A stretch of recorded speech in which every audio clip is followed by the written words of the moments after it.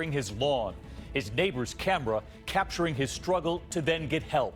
And now the plea this evening to find the suspects. Also tonight, the deadly storm. We're tracking the tropical system moving across this country. A month's worth of rain in just hours, and the severe storms now ahead. The commander-in-chief test, Donald Trump, who once said he had a secret plan to take out ISIS. His big reveal tonight. And after our interview, Trump saying Hillary Clinton doesn't look presidential. Tonight, Chelsea Clinton, center stage, firing back. The deadly midair collision, two planes colliding the second time in a week. And the spoiler, what Amazon posted early today that unlocked the clues to the new iPhone. The big feature going away. This is ABC World News Tonight with David Muir. Good evening on this very busy Wednesday night, and we begin here with a stunning new image caught on a neighbor's surveillance camera. A 71-year-old man shot while working in his lawn. It is a chilling reminder of a city already in crisis. You can see the two suspects approach on bikes, one man then wrestling with the homeowner. Moments later, that homeowner is shot, and you can then see him trying to find help. Tonight, we've learned he's in intensive care, that city in shock, and it comes after that stunning new number, 500 homicides just this year. ABC's Alex Perez with the video from Chicago tonight. It takes just seconds as 71-year-old Federico LaGuardia out watering his lawn when two young men on bikes right past him. What happened next? Tonight, a cruel symbol of the gun violence plaguing Chicago. With LaGuardia still standing there, one of the men returns, confronting the senior citizen.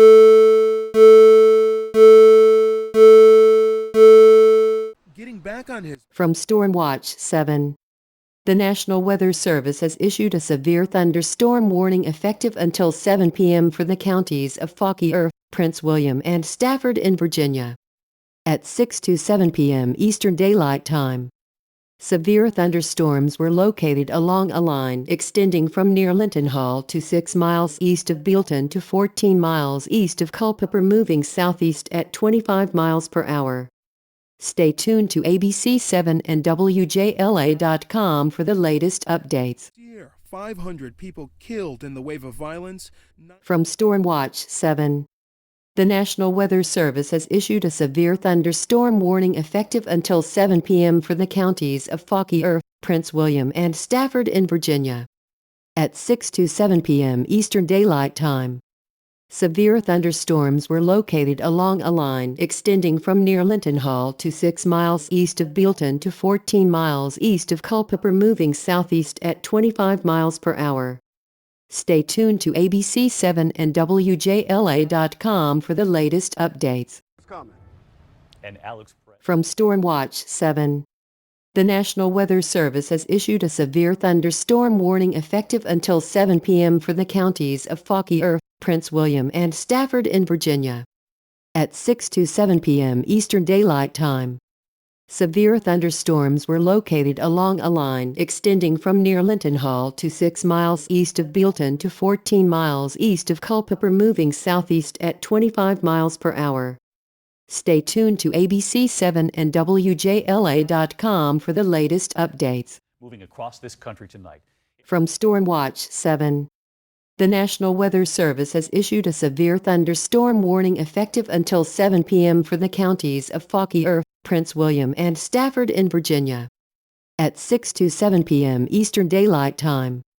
Severe thunderstorms were located along a line extending from near Linton Hall to 6 miles east of Bealton to 14 miles east of Culpeper, moving southeast at 25 miles per hour.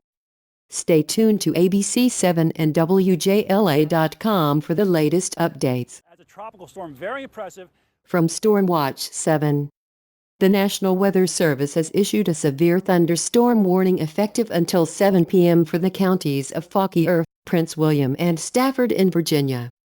At 6 to 7 p.m. Eastern Daylight Time.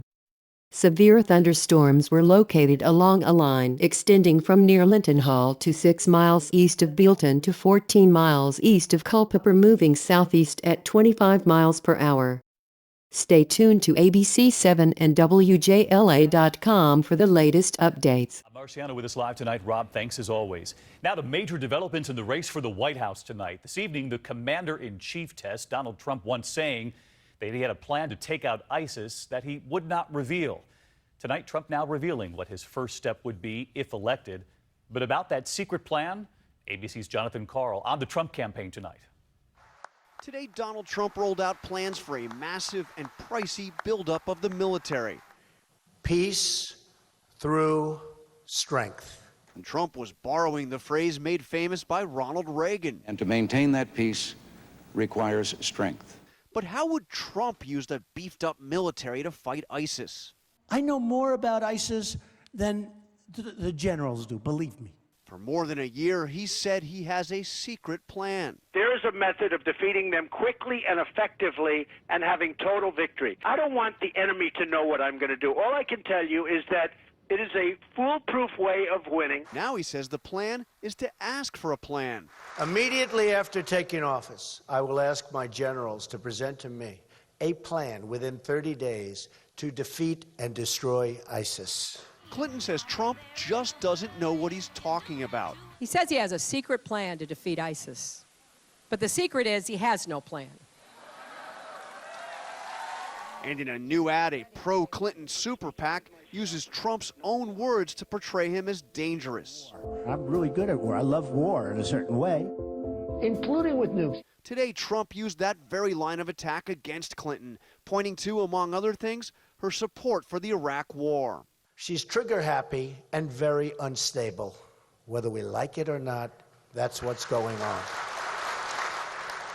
She's also reckless. And what would Clinton do about ISIS? She's ruled out sending in ground troops, saying essentially that she would continue President Obama's strategy. In their joint interview with David Muir, Clinton's running mate put the choice on national security in stark terms. I have a son in the military who is deployed overseas right now. I completely count and trust Hillary Clinton to be a great commander-in-chief and to make the right decisions for the country. And the prospect of Donald Trump making those decisions about the life of my kid and millions of people who serve scares me to death.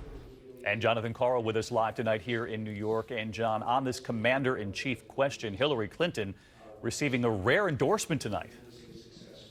She won the endorsement, David, of a newspaper that almost never endorses Democrats.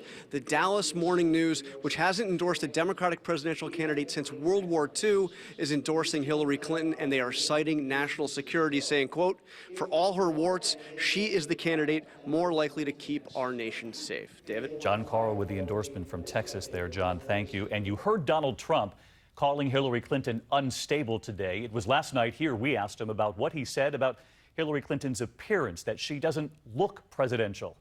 Tonight, someone now coming to Clinton's defense, her daughter, ABC's Cecilia Vega on the Clinton campaign. Tonight, Chelsea Clinton jumping head-on into the political fray, going directly after Donald Trump for telling David Hillary Clinton doesn't look presidential. You've often talked about Hillary Clinton's stamina. Right. You've even said she doesn't look presidential. I really do believe that. Well, yes. What do you mean by that?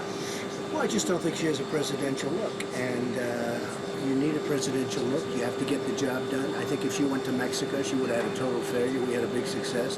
But when you talk about her not looking presidential, are you talking about aesthetics here? I'm talking about general. Hey, by the way, she says things about me that are horrible. Asked about it today in Pennsylvania, Chelsea Clinton did not hold back. I would hope that everyone could see that as the sad, misogynistic, sexist rhetoric that I'd hope we had moved beyond in the 21st century, certainly in 2016. A new mom, her last big political splash at the Democratic convention. Our next president, Hillary Clinton watching proudly backstage as her daughter introduced her. Now, with 62 days to go, Chelsea Clinton is back on the campaign trail and on the attack. And Cecilia Vega with us live tonight from Charlotte. And Cecilia, it's not just Chelsea Clinton. You're learning about some others who'll be out there hitting the campaign trail for Hillary Clinton. She is calling in the big guns, David, also fresh off that big speech at the Democratic convention where many say she stole the show. First Lady Michelle Obama will next week be out campaigning for Hillary Clinton for the very first time. David, the president will be out there next week, too. Cecilia Vega on the campaign trail every step of the way. Cecilia, thank you. And next to Georgia tonight, two planes colliding in midair, taking 3 lives. Those planes may have been trying to use the same runway at a small airport where there is no traffic control. And it turns out there are thousands of other airports just like it. ABC's Steve Osunsami on the investigation tonight. Witnesses say that both single-engine planes crashed midair because they were trying to land at the same time, and there's only one runway at this regional airport an hour west of Atlanta. Both aircraft are really on top. One is on top of the other one here at the end of this runway. 3 people have lost their lives. What's left of both planes is seen here, just short of the runway. Authorities say one of them was used to train pilots. Both aircraft were on final approach to land. They came together and they stayed together and came down together to the ground. This is what they call a non-towered airport with no one directing traffic. The pilots are on their own. There are 20,000 of these across the country. Just last week, 5 people died when 2 small planes collided midair over rugged terrain in Alaska. The cause is still unknown. Investigators believe only one of the planes had equipment that lets pilots track nearby aircraft on a screen similar to what's used by air traffic controllers. Authorities here in Georgia say they're fortunate there was no fire and that the planes didn't collide over homes. David? Steve, thank you. We turn next to late developments from California tonight. A possible break in a cold case after more than 20 years. 19-year-old Kristen Smart vanished. The FBI is now excavating a hillside near the school she was attending, hoping to find her body. And tonight they are now officially calling it a crime scene. ABC's Kana Whitworth is in California. Tonight, investigators digging in on this college campus in a new search for Kristen Smart, the Cal Poly student who vanished after a party here 2 decades ago. Police never found her body, but a fresh look at the case leading them here. Police dogs trained to find human remains zeroing in. You want to be here 24/7 working on it, and you want to be able to make that in-person notification that you've found Kristen, and that's kind of the end goal. Police have long called this man a person of interest, Paul Flores, the last person seen with Kristen. The Smart family even hiring a private detective to follow him, but Flores denied any involvement and was never charged. No physical evidence ever tied him to Kristen. Tonight, Smart's parents saying, "We are confident that the person of interest will soon be held accountable for taking her life and harboring her remains."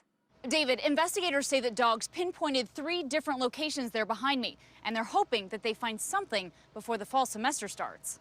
David? Kana Whitworth, our thanks to you. And next to that other cold case solved after more than 25 years, we told you about it last night. 11-year-old Jacob Wetterling was abducted in his quiet Minneapolis neighborhood back in 1989. It shook the nation. Yesterday, Danny Heinrich confessing to kidnapping, assaulting, and killing Jacob, and he showed police where he buried him. In all of that time, his mother hoped. But yesterday, the heartbreak took hold, and we're now hearing from her. I want to say, Jacob, I'm so sorry. It's incredibly painful to know his last days, last hours, last minutes.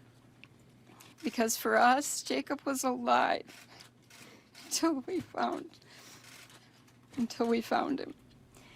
A mother's grief, and Jacob's murderer was sentenced to 20 years and a plea deal, but he could remain in custody well beyond that. Next here this evening, fresh outrage over the $1.7 billion the U.S. paid to Iran earlier this year. The White House is being accused of paying ransom because one payment was handed over just as Tehran released American prisoners. Well, tonight here, new details of how and why that giant sum of money was delivered to Iran. Here's ABC's chief global affairs correspondent Martha Raddatz following the money tonight. It was a moment celebrated in the U.S. at the time, the release of those 4 Americans held by Iran for years. But there's more to this intriguing story. Pallets of cash, $1.7 billion in foreign currency, shipped to Iran on a private plane. Payment for a failed arms deal from the 70s, interest included. The first installment, $400 million, happening just as the 4 Americans were freed. The administration denies accusations this was a ransom payment, but has acknowledged the money was used as leverage to ensure the prisoners were released. And so let's get right to Martha tonight. Martha, these payments are not illegal, but we didn't know until now that there were 3 cash deliveries. Well, they had said they were paying Iran, but they'd provided no details, certainly nothing about plane loads of cash, David. But that happened because Iran and the U.S. have no direct banking relationship. But some Republicans on the Hill are furious and trying to get the money back. David. All right, Martha, my first time talking with you since it was announced you will moderate one of the debates, and we celebrate that. We look forward to it, Martha. Thanks, David. We move on to other news overseas. There are new tensions with Russia this evening. The Pentagon reporting a dangerous close encounter with a Russian fighter jet. A U.S. Navy reconnaissance plane was flying in international airspace over the Black Sea when the Russian jet came within 10 feet, a move considered unsafe and unprofessional. The U.S. crew attempted to make contact but received no response. There is still much more ahead on World News Tonight this Wednesday. Americans collecting benefits for injuries they don't have. It's your money. We showed you the woman collecting disability appearing on The Price is Right.